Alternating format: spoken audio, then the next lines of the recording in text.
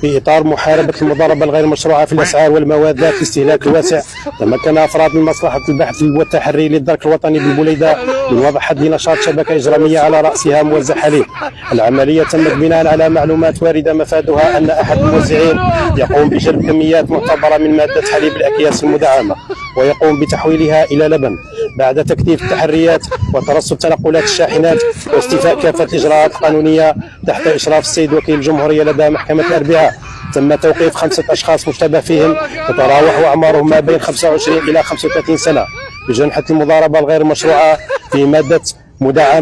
مدعمة وإحداث ندرة فيها والتسبب في رفع سعرها.